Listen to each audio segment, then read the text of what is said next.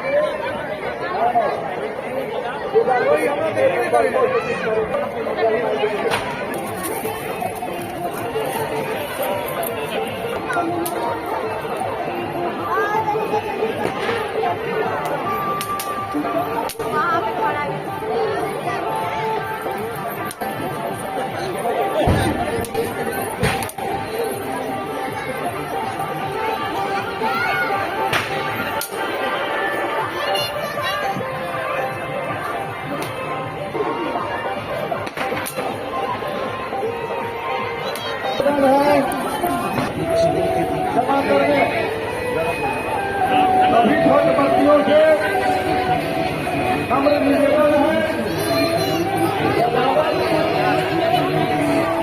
ये संदर्भ में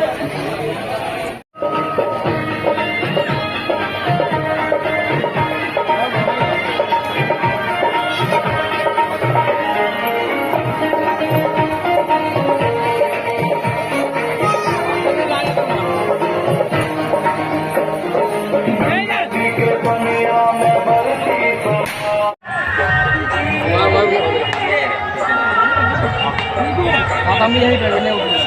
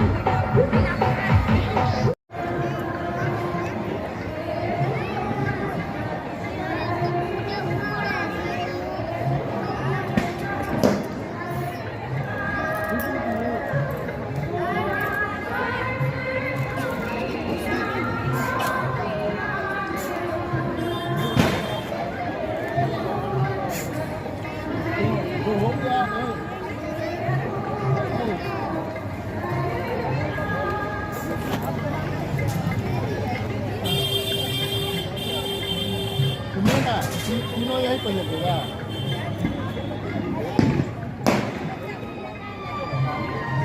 छठ व्रत पर्व हम लोगों का हिंदू समाज का सबसे बड़ा पर्व है। आस्था और श्रद्धा का ये पर्व है। सूर्य देव डूबते हुए सूर्य और उगते हुए सूर्य का आज संध्या अर्घ है। डूबते हुए सूर्य का और कल आपको उगते हुए सूर्य का अर्घ पड़ेगा। व्रती जो होती हैं, अब तो ये राष्ट्रीय स्तर का पर्व होने जा रहा है, लेकिन खास करके बिहार और बिहार के बासी देश और विदेश में जहाँ हैं, इस पर्व को मनाने के लिए विदेश से भी बच्चे लोग अपने पेरेंट्स माता पिता के पास आते हैं। इनका कहना है कि एक यही देवता हैं जो साक्षात दिखाई देते हैं और साक्षात लोग इनका पूजा अर्चना करते हैं और यथासंभव प्रसाद बना करके इनको अर्घ देते हैं। और ये प्रकृति से जुड़ा हुआ पर्व है, इससे बड़ा कोई पर्व नहीं है। छठ पर्व की हम सभी को, सभी छठ व्रतियों को, छठ मनाने वाले प्रदेशवासी, देशवासी, सभी हमारी बहनें, हमारे जानने वाले सभी शुभेच्छु, सभी प्रतिनिधि, सभी अधिकारी, वार्डवासी, जिलावासी, मिथिलांचलवासी, सभी को हम हृदय से छठ पर्व की हार्दिक शुभकामनाएँ, बधाई। पहला दिन नहाय खाए, दूसरा दिन खरना और तीसरा दिन संध्या अर्घ है। कल चौथे दिन सुबह के अर्घ के बाद पर्व समाप्त हो जाएगा। फिर अगले साल का हम लोग प्रतीक्षा करेंगे। आप लोगों के जीवन में भी छठ मैया, सूर्यदेव सुख समृद्धि और शांति दे। पूरे देश प्रदेश में सुख समृद्धि शांति आवे, सबके ऊपर सूर्यदेव की कृपा हो, हम लोगों के ऊपर हो, सबके जीवन में सुख समृद्धि शांति आवे। इसी खुशहाली के लिए व्रत किया जाता है छठ की हाट।